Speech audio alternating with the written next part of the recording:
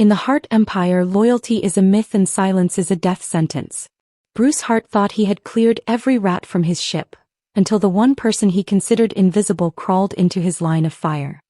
He was signing off on a shipment that could bury him for 3 lifetimes when a whisper barely louder than a breath stopped his heart. It was Olive, a 6-year-old orphan in a blue dress, telling him not to reach for his phone because the lady in the red dress was recording everything he said. Bruce didn't become the king of the city by being soft. He looked at the child, then reached into the shadows beneath his mahogany desk until his fingers brushed against something cold and plastic. When he pulled his hand back, he was holding a military-grade recorder, its small red light blinking like a ticking bomb. His entire empire was one digital click away from a federal life sentence, but before he could react, the temperature in the room plummeted. He looked up to find Jane McCoy standing in the doorway. Her red dress glowed like a warning sign, and her smile was as sharp as a razor. In that heartbeat, the king of the underworld realized his greatest enemy wasn't the police or a rival gang. It was the woman currently sleeping in his bed. Now Bruce had 30 seconds to decide. Does he trust the child who just saved his life, or the woman who is about to end it? The heavy oak door clicked shut with a finality that seemed to suck the oxygen out of the room, leaving Bruce Hart standing in a silence so thick it felt like a physical weight. He didn't move for a long time. He remained centered in the middle of the Persian rug, his eyes fixed on the empty space where Olive had stood just moments before. The child's whisper, a fragile, trembling thread of sound, was still vibrating in his ears, clashing violently with the image of his life as he understood it. To anyone else, the office was a masterpiece of executive power, a fortress of mahogany, leather, and bulletproof glass. But as Bruce stood there, the room began to transform. The familiar scent of expensive tobacco and old books suddenly soured, replaced by the invisible metallic tang of a breach. He didn't immediately reach for the desk. A man in his position survived on a diet of caution and cold logic, and his first instinct was to scan the room for the lady in red. He looked toward the double doors, then toward the private bar, half expecting Jane to step out from the shadows with that practiced, effortless smile of hers. But the suite was empty. The violation wasn't a physical intrusion. It was something far more insidious. It was an infection of the air itself. His sanctuary, the one place on earth where he could strip away the mask of the underworld king and simply be the architect of his own destiny, had been desecrated. Bruce walked toward his desk, his movements slow and deliberate, like a man navigating a minefield. Each footfall felt loud, an echoing announcement to whoever was listening on the other end of the line. He reached the heavy mahogany desk, a piece of furniture that had seen the signing of multi-million-dollar contracts and the quiet issuance of death warrants, and lowered himself into his leather chair. He felt the coldness of the wood beneath his palms. He leaned forward, his expensive suit jacket bunching at the shoulders as he dipped his head into the darkness of the knee-well. At first there was nothing but shadows and the neat arrangement of high-speed data cables. But then, tucked deep into the corner where the side panel met the top of the desk, he saw it. It was a microscopic blemish on the perfect grain of the wood. A small, black cylinder no larger than the tip of a finger, clinging to the mahogany like a parasite. And then he saw the light. It wasn't a steady glow. It was a rhythmic, microscopic pulse of crimson, a tiny red eye that blinked with a mocking mechanical indifference. Pulse, pulse, pulse. The sight of it hit Bruce with the force of a physical blow to the solar plexus. He felt a wave of nausea, followed immediately by a heat that crawled up his neck, a fury so concentrated it threatened to shatter the legendary composure that had kept him alive for 40 years. This device wasn't just a piece of hardware. It was a tombstone. It represented every whispered secret, every vulnerability he had shared with Jane, and every strategic move he had mapped out in the safety of this room. It was proof that his judgment, the very thing he prided himself on above all else, had failed him. He had been an open book to his enemies, and the person turning the pages was the woman he had intended to make his queen.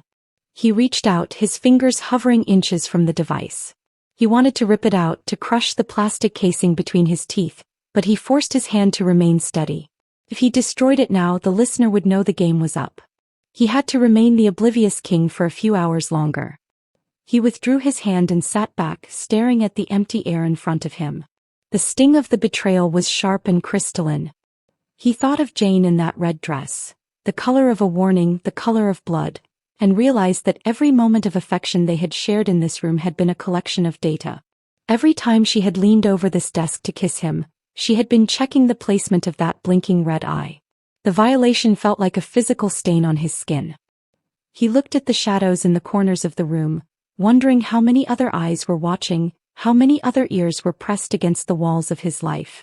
He was a man who owned half the city, a man who could move mountains with a single phone call, and yet he had never felt more exposed.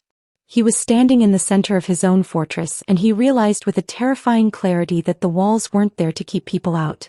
They were there to keep him in. Bruce adjusted his cufflinks, a habit he performed whenever he was preparing for war. The invisible witness in the blue dress had given him a gift, a head start. He looked at the desk one last time, the red light still pulsing in the dark, and felt the last of his warmth evaporate. The sanctuary was dead. The man who had entered the room 10 minutes ago was gone, replaced by a ghost who lived in a house of wires. He stood up, smoothed his tie, and prepared to walk out of the office and look into the eyes of the woman he loved, knowing all the while that he was looking at his executioner. The hunt had begun, and for the first time, Bruce Hart wasn't the one holding the leash. He was the one in the crosshairs, and he had exactly one chance to move before the red light stopped blinking and the screaming started. The dining room was a cathedral of curated opulence, a space designed to project power and permanence, yet tonight it felt like a stage set constructed from brittle glass. Bruce sat at the head of the long, obsidian-tapered table, the weight of the silence between them heavier than the silver cutlery in his hand. Across from him, Jane was a vision of lethal perfection. The crimson silk of her dress seemed to drink the low light of the room, shimmering like an open wound against the dark velvet of her chair. She moved with a fluid, hypnotic grace as she lifted a crystal glass of Cabernet to her lips, her eyes meeting his with a warmth that he now recognized as a perfectly calibrated illusion.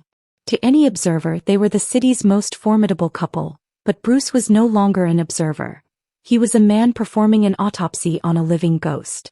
He watched her with the detached, clinical precision of a strategist mapping a minefield. Every tilt of her head, the specific way she tucked a stray lock of hair behind her ear, and the soft, melodic ripple of her laughter were no longer markers of intimacy. They were tactical maneuvers. He realized with a sickening, crystalline clarity that their entire relationship, every whispered confidence, every shared dream, and every quiet morning, had been a masterclass in deep cover surveillance. When she had leaned into his chest during their late-night conversations on the balcony, she hadn't been seeking the comfort of his heartbeat. She had been positioning her ear to catch the names he whispered into his encrypted phone. When she kissed him deeply before he left for the docks, it wasn't a mark of devotion. She was checking the scent of his coat for the briny tang of the harbor or the chemical sharp of gunpowder to track his movements. The realization was a slow-acting poison in his veins. He looked at her hands, those elegant, soft hands that had traced the lines of his palms, and saw the fingers of a thief who had spent months pilfering the secrets of an empire. He thought back to their anniversary dinner a month prior, how she had teased a confession out of him regarding the Moretti shipping routes. At the time he had felt a rare sense of pride in sharing his world with her. Now he saw the truth. She had been harvesting that data, bundling his vulnerability into neat digital packages to be sold to the highest bidder. Even the way she asked about his day, the gentle, probing curiosity he had once mistaken for genuine love, was nothing more than a tactical debriefing designed to find the stress fractures in his armor. The silence stretched, filled only by the rhythmic metallic scrape of silver against porcelain. Jane set her glass down, the stem making a sharp, final click that echoed through the vaulted room. She reached across the vast expanse of white linen, her fingers grazing his hand with a touch that used to anchor him in a world of chaos. Now the contact made his skin crawl with a primal revulsion. She asked him if he was tired, her voice a soothing velvet that lacked even the slightest tremor of guilt. Bruce looked into those familiar, dark eyes, seeing for the first time the cold-blooded operative hiding behind the persona of the doting fiancé. She was a professional, a shadow in a red dress who had been counting his heartbeats just to know the exact moment they would stop. He didn't pull his hand away. Instead, he forced a slow, tight smile to his lips, matching her deception with a lethal calm of his own. He realized that the woman he loved didn't exist. She was a composite of his own desires, a mirror she had held up to keep him distracted while she picked the locks of his kingdom. Every "I love you" was a collection of metadata. Every night spent in each other's arms was an opportunity to map his vulnerabilities. The dinner was no longer a romantic evening. It was a silent standoff, a psychological war fought over expensive wine and perfectly seared steak.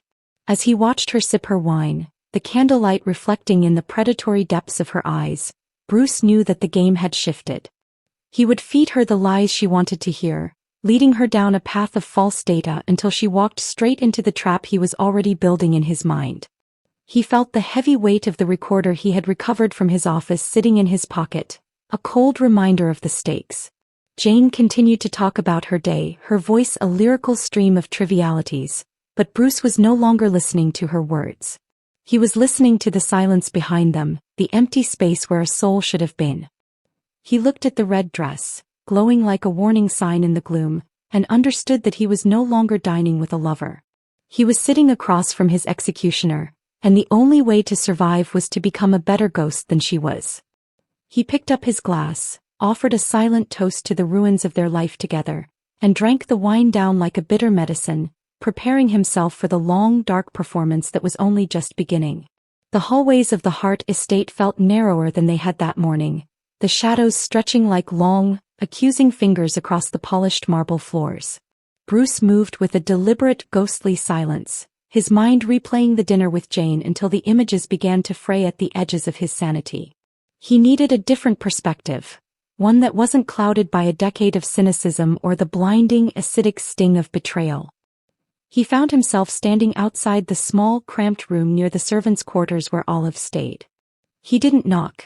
In his world, knocking was a courtesy he rarely extended, and tonight he felt like a man who had already lost the right to civility.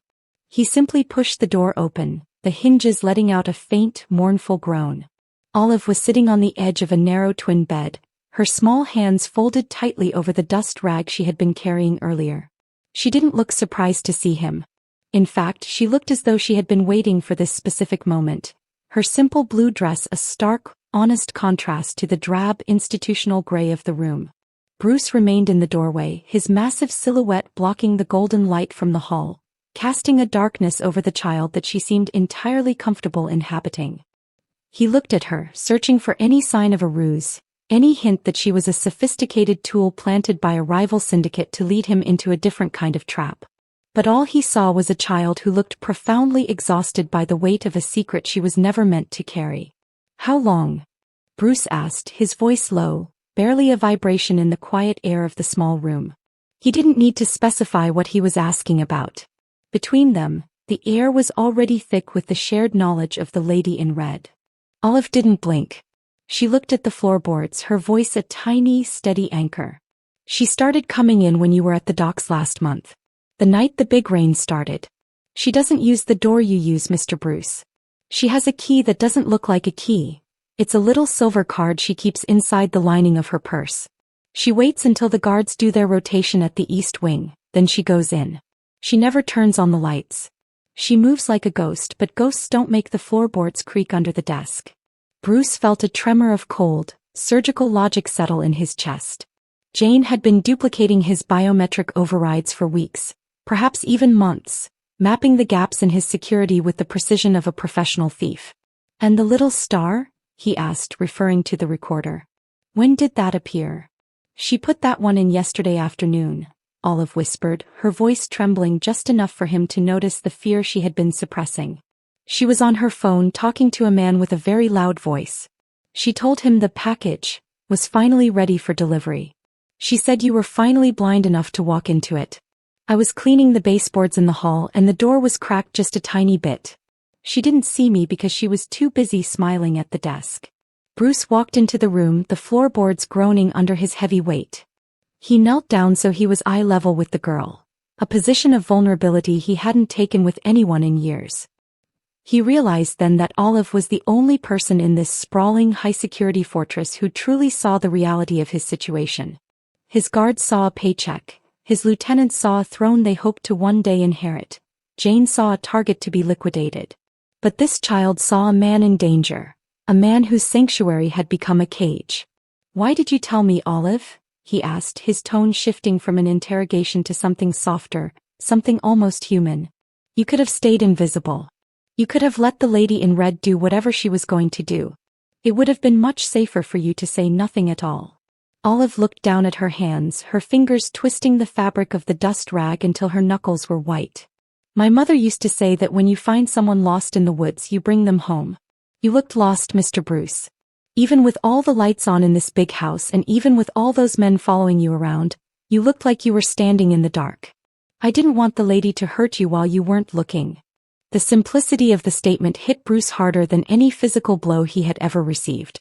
He reached into his pocket and pulled out a small gold coin, a token of his high-ranking status in the underworld, a piece of currency that could buy a man's life or a city block in the right circles. He pressed it into her small, calloused palm. From now on, you don't work for the housekeeper, Bruce said, his eyes locking onto hers with a new, lethal purpose. You work for me. You see everything, you hear everything, but you only speak to me. You are my eyes in the places where my soldiers aren't allowed to look. Can you do that, Olive? Olive closed her hand over the coin and nodded once, a silent, solemn pact sealed in the dim light of a servant's room. Bruce stood up, his height once again dominating the space, but the air in the room felt different. It felt lighter, as if a layer of the lie had been stripped away. He had a witness now, an invisible one that Jane would never suspect. As he turned to leave, he realized he wasn't just planning a counterattack anymore. He was building a wall around the only thing in his life that wasn't a lie. He walked back toward the main wing of the house, his mind already mapping out the digital ghosts he would have to hunt. If Jane wanted to play a game of shadows, he would give her a total eclipse. He would use Olive as his silent sentinel, a tiny ghost in a blue dress who would help him dismantle Jane's web, thread by treacherous thread. The hunt had begun, and for the first time in his life, Bruce Hart wasn't fighting for power or territory. He was fighting for the truth, guided by the smallest voice in the house. The city lights outside the window of the glass-walled high-rise were a blurred tapestry of neon and shadow, but Bruce wasn't looking at the view. He was watching the reflection of the man sitting at the terminal behind him, a silhouette framed by the cold, electric blue of multiple monitors. Silas was a digital ghost, a man who didn't exist on any government database and whose only loyalty was to the untraceable cryptocurrency Bruce funneled into his offshore accounts. On the desk between them, the small military-grade recorder sat like a dissected insect, its casing cracked open to reveal a complex web of circuitry and a microtransmitter that was still pulsing with a faint, ghostly energy. Bruce stood with his arms crossed, the silence of the room punctuated only by the rapid, rhythmic clatter of Silas's mechanical keyboard. Every keystroke felt like a hammer blow against the pedestal Bruce had built for Jane. He watched the screens as lines of green code cascaded down the monitors, a digital waterfall that was slowly stripping away the layers of encryption shielding the recorder's destination.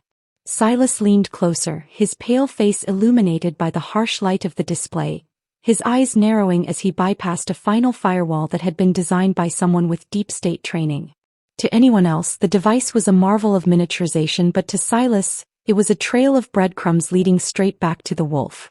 It's not just a passive listener, Bruce, Silas murmured, his voice thin and raspy from years of disuse, never once looking away from the scrolling data. It's a dual relay system. The audio was being bounced through a series of ghost servers in Eastern Europe before landing back here, less than 5 miles from where we're sitting. Whoever is on the other end didn't just want to hear your conversations. They wanted to hear you in real time so they could coordinate a strike. This isn't just surveillance. It's a targeting beacon. Bruce felt the air in his lungs turn to ice. The violation of his office was one thing, but the realization of the proximity was another. The enemy wasn't some distant, shadowy entity. They were close enough to smell the smoke from his cigars. Trace the final hop, Bruce commanded, his voice a low, dangerous rumble. I want a physical address, Silas. I want the heart of the machine. I want to know exactly where the lady in red is sending my life's work. The room grew colder as the progress bar on the center screen ticked toward completion. Silas tapped a final key, and the screen shifted from code to a high-resolution satellite map. A red pulse began to throb over a nondescript industrial complex on the edge of the shipping district, a fortress of corrugated steel and reinforced concrete that Bruce knew all too well. It was the primary hub for the Moretti Syndicate, a rival organization he had spent the last 3 years systematically starving into near extinction. He had thought they were desperate, cornered animals, but the map told a different story. They weren't dying. They were being fed from the inside by the woman who sat at his dinner table, drinking his wine and sleeping in his bed. Bruce stared at the red dot, the realization sinking in that Jane hadn't just been a mole for a generic competitor. She was the architect of a coup designed to hand the Hart Empire over to the very men he had humiliated. The recorder wasn't just a violation of his privacy, it was a countdown to his execution. He reached out and touched the cold glass of the monitor, his finger resting right over the Moretti headquarters. The sting of the betrayal had sharpened into something crystalline and lethal. He realized then that Silas had found more than an address. He had found the coordinates for the war Bruce had been trying to avoid. "They think they've won," Bruce whispered, more to himself than Silas. "They think they're watching a king fall in slow motion." He turned away from the screen, his mind already calculating the variables of a counterstrike that wouldn't just stop the leak, but would burn the Moretti hub to the ground with Jane McCoy standing at the center of the flames. The digital ghost had given him the target, but Bruce would provide the fire. As he turned to leave the darkened office, Bruce didn't call his security detail. He didn't alert his lieutenants. The infection was too deep for a standard cure, and he couldn't be sure who else Jane had turned. He realized that to survive the night he would have to become as invisible as the signal Silas had just traced. He thought of Olive, sitting in her small gray room, the only person in his world who wasn't transmitting his secrets to the enemy. He pocketed the now silent recorder, its red light finally dark, and stepped into the elevator. The digital trail ended at the shipping district, but the real hunt was beginning in the quiet, treacherous corners of his own home.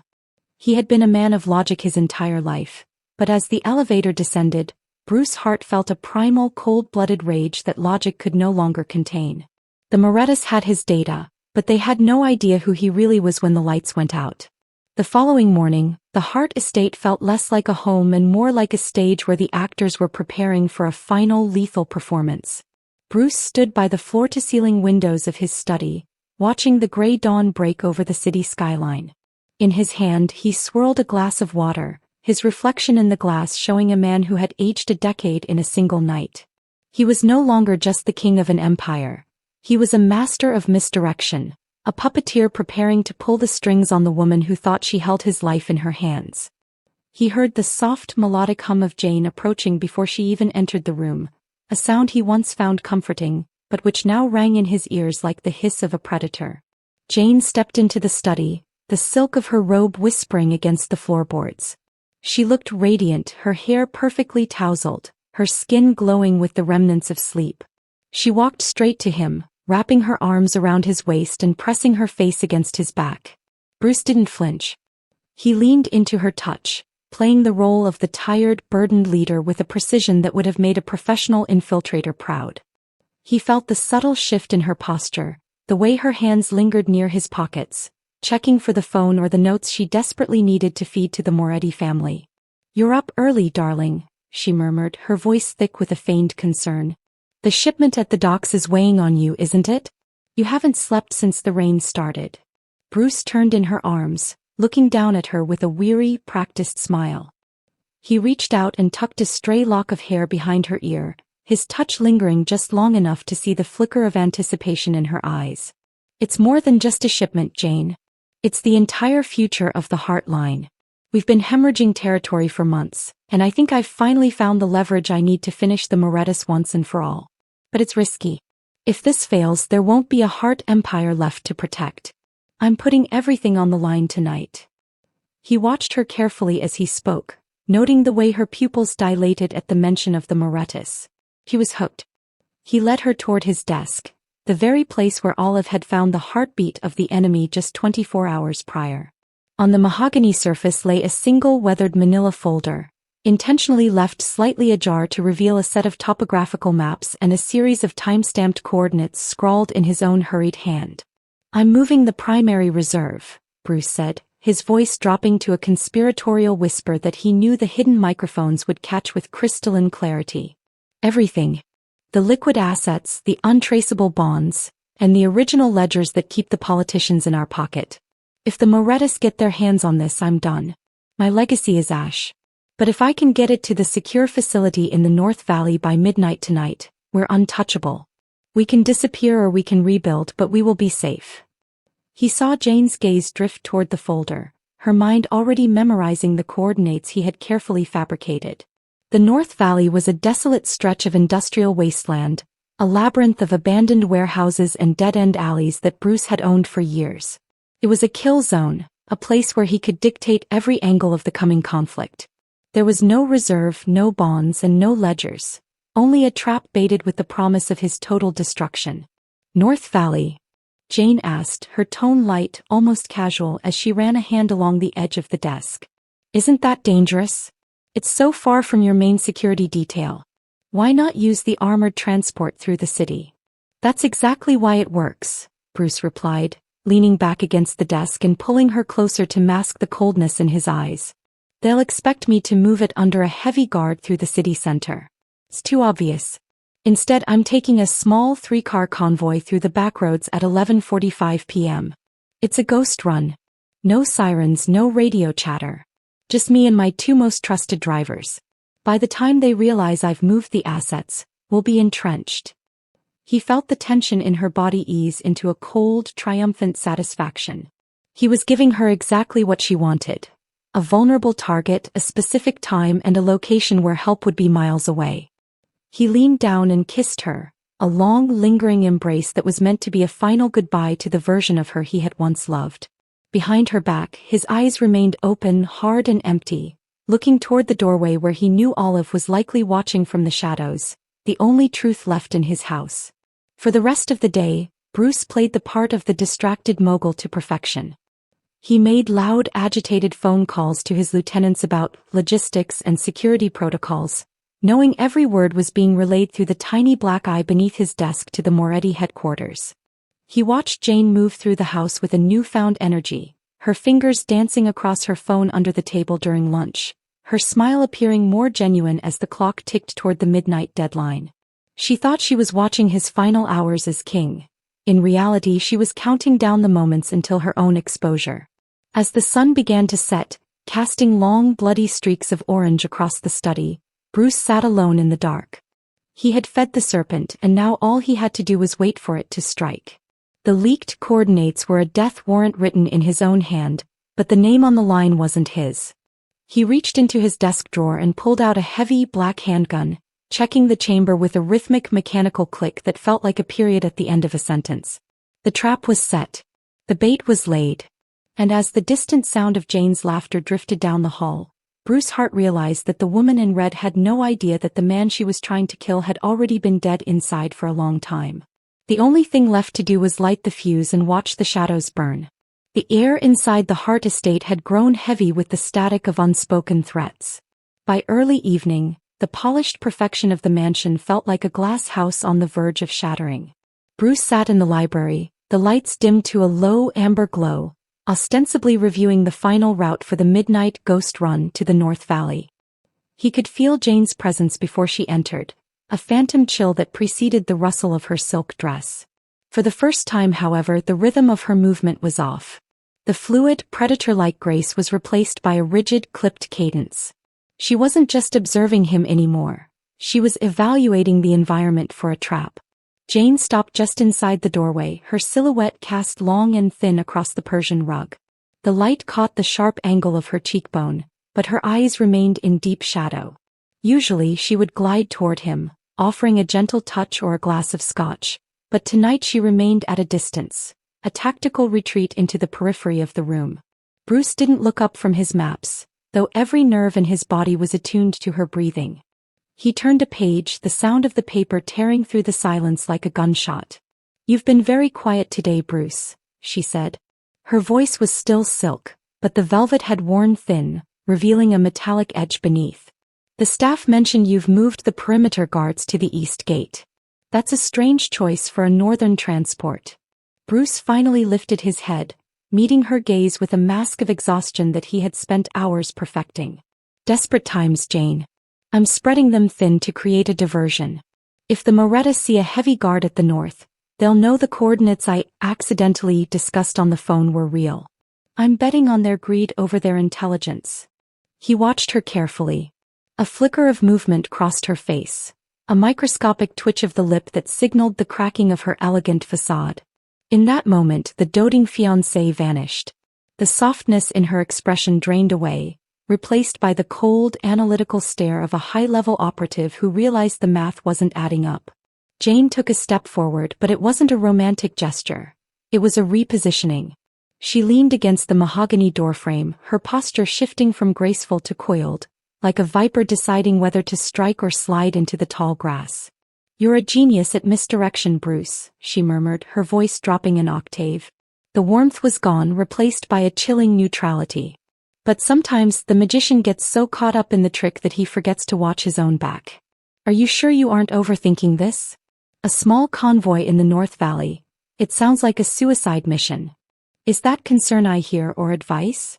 Bruce asked, his voice a low, dangerous rumble that matched hers. He stood up slowly, the height difference between them suddenly feeling like a tactical advantage. He walked toward her, stopping just inches away, deep within her personal space. He could smell her perfume, the expensive floral scent he had once loved, now mixed with the faint metallic odor of the small backup piece he knew she had concealed at the small of her back. Jane didn't flinch. She didn't bat an eyelash. The woman in red was gone, and in her place stood the daughter of a rival empire, a woman who had been raised in the same blood-soaked dirt as he had.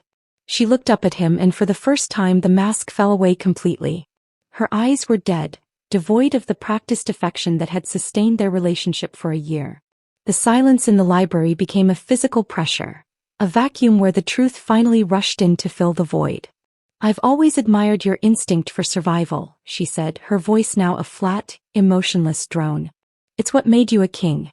But even kings eventually lose their crown to the people they never bothered to look at.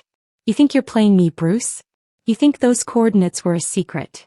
She gave a short, humorless laugh that sent a shiver of genuine adrenaline through his chest.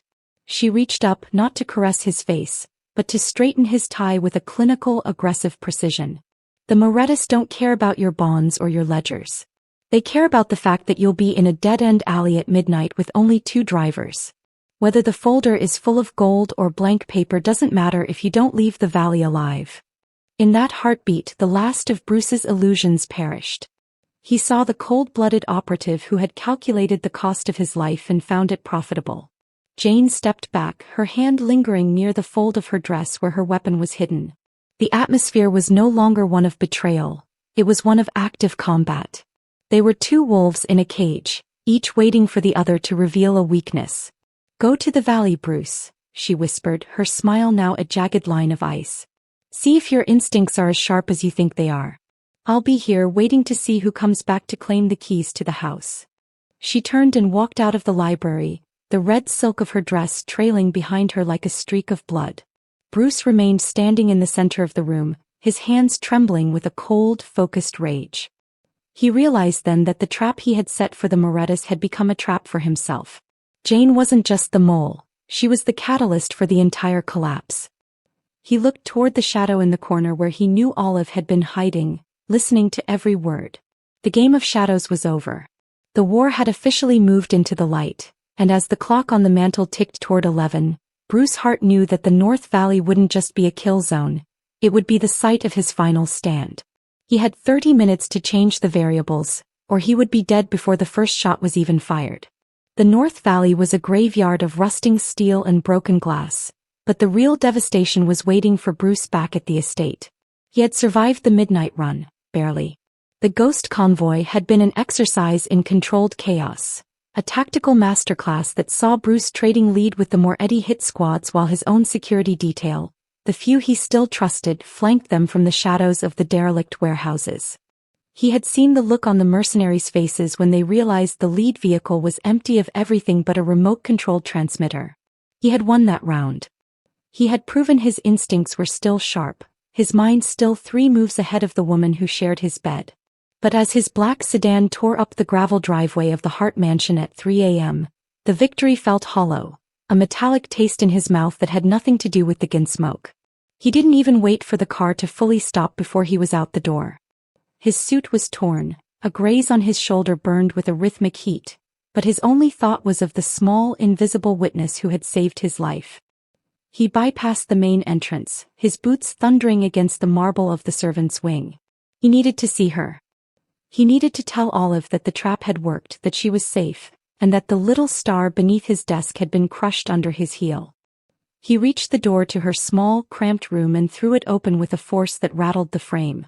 "Olive," he breathed, the name a jagged rasp in the silence. The room was silent.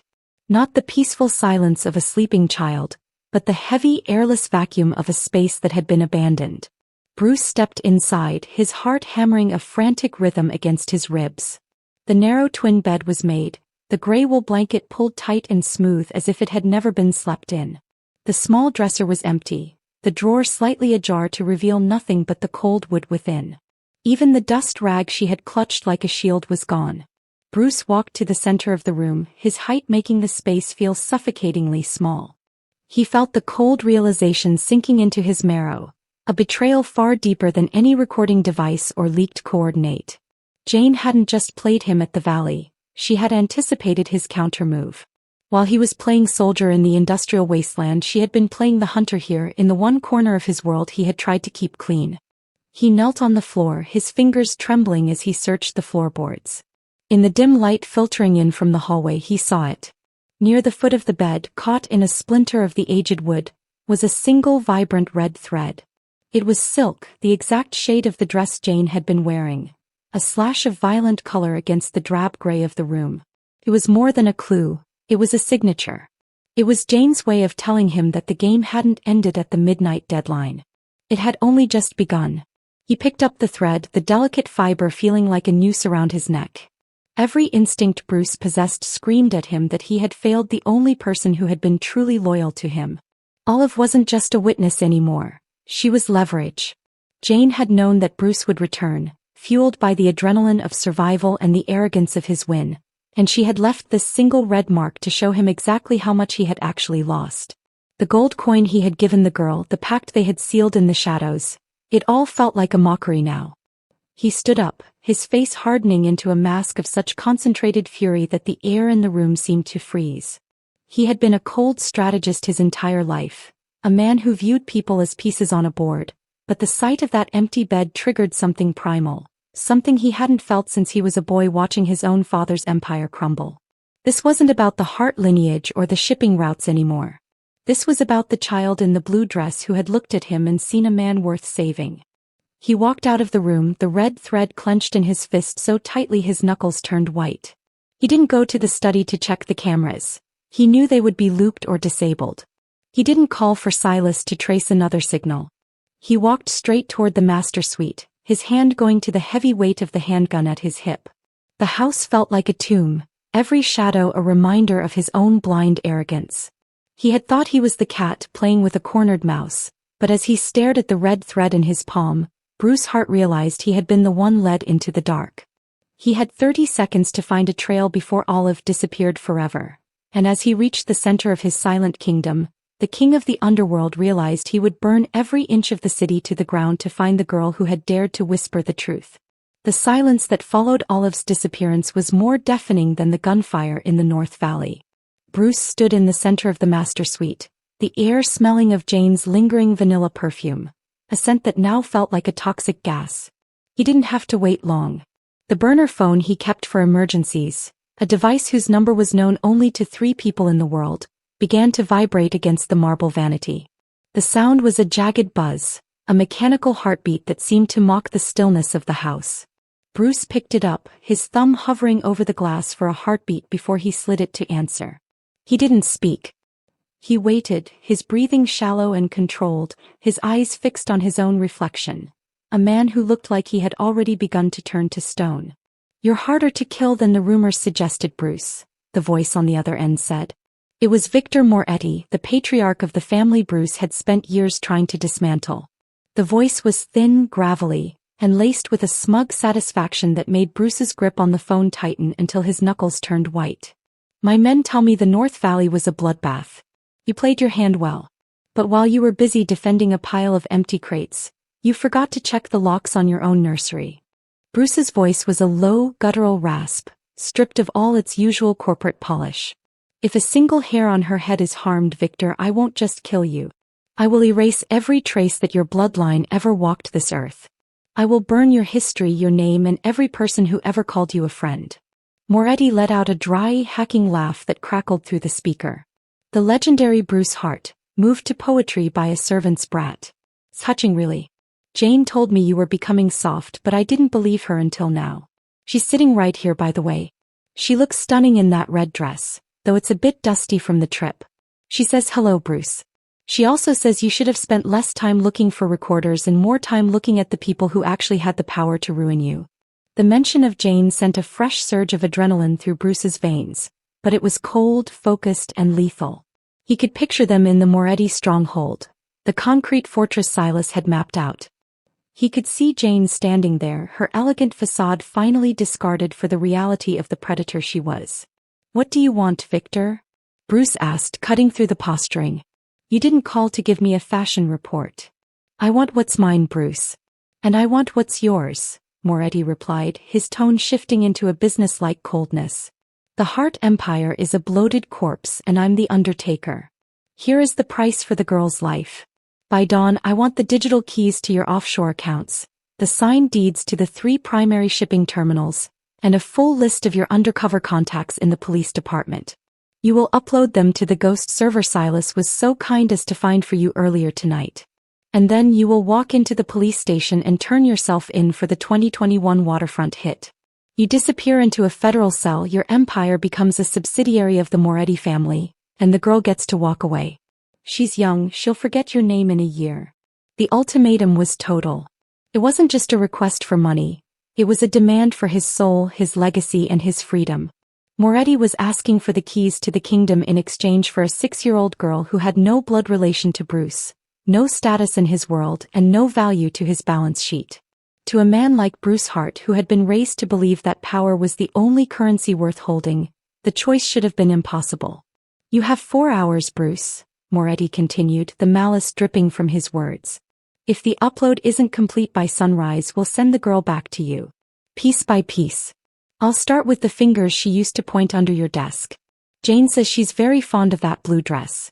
It would be a shame to stain it." The line went dead. Bruce stood in the dark room, the silence returning like a physical blow.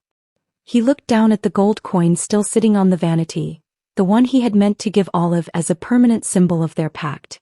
The price of loyalty was his entire life's work. If he gave Moretti what he wanted, Bruce Hart would cease to exist.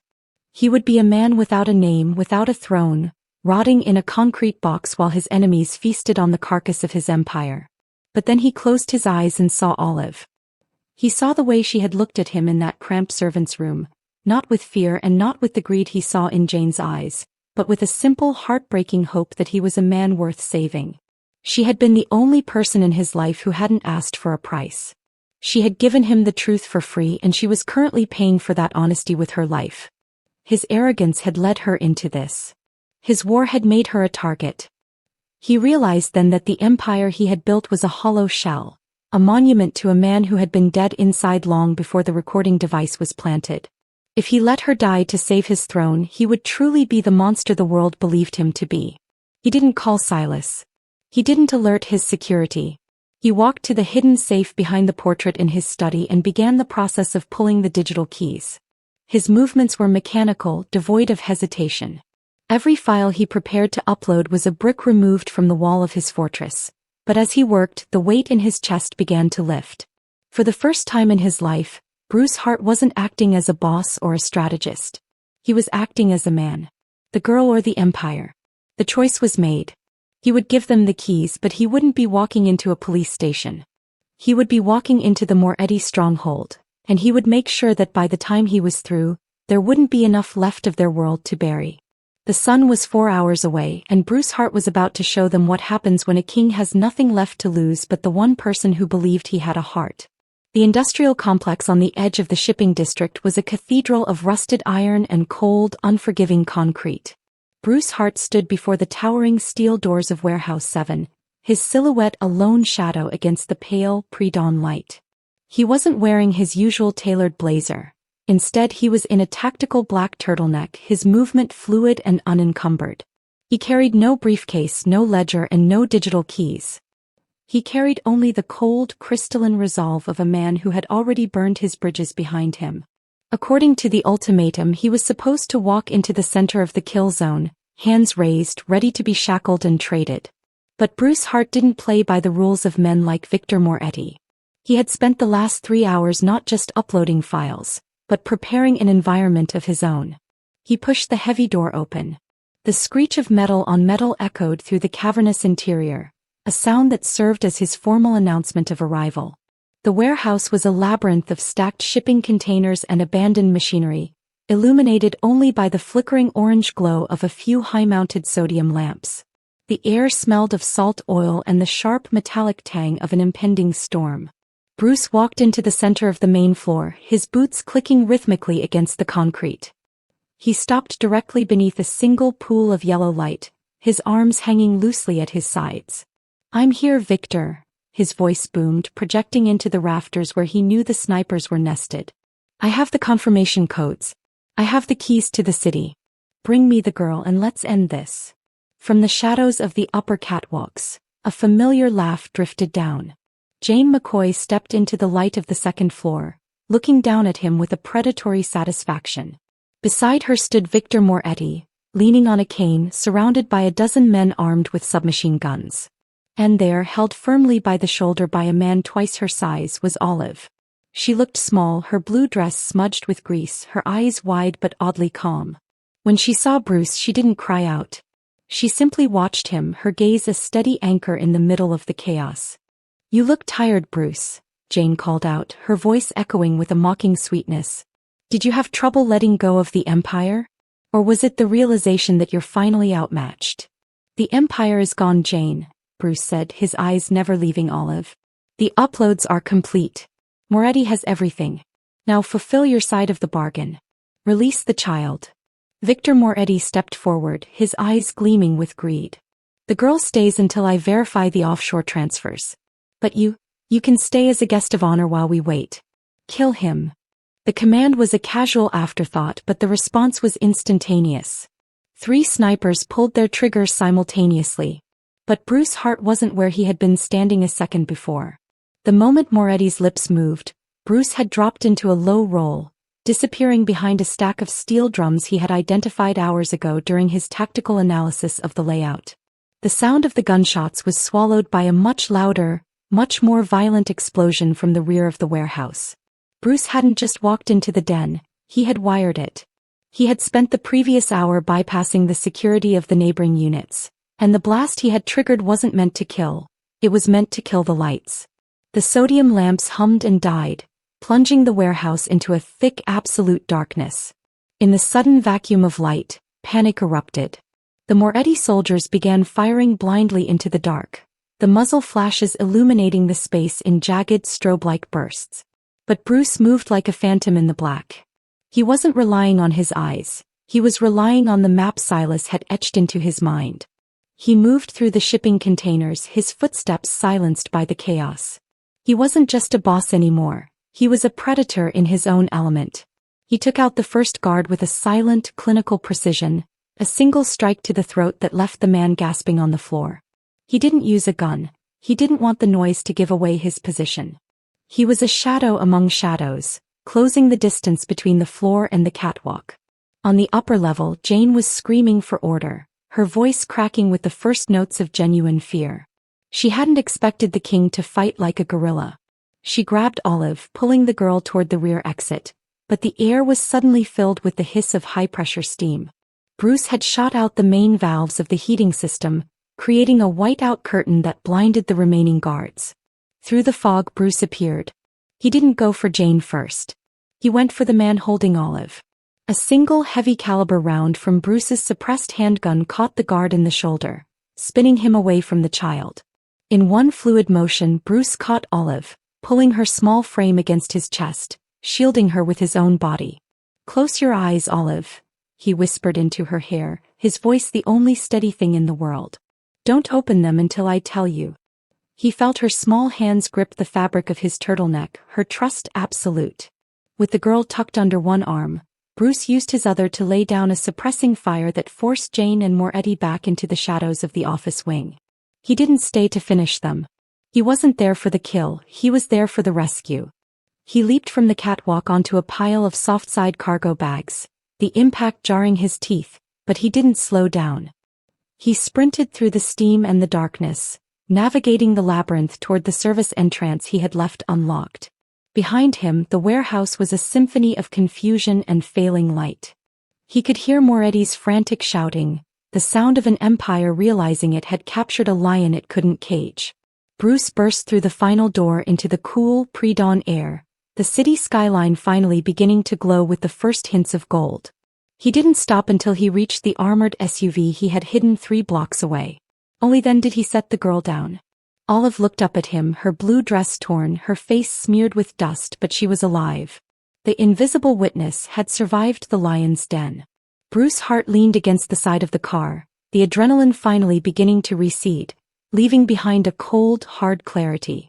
He had lost his throne, his money, and his fiancée. He was a man with a target on his back and no kingdom to return to. But as he looked at the child who had risked everything to tell him a whisper of truth, he realized he hadn't lost at all. He had simply cleared the board. The ambush was over, but the war for their future had only just begun. The morning sun finally crested the horizon, bleeding a harsh, honest light over the city and casting long shadows across the wreckage of the Hart estate. The house was quiet now, but it was the silence of a fever that had finally broken. Bruce sat behind his mahogany desk, the very surface where the blinking red eye of the recorder had once sat, but the room felt fundamentally different.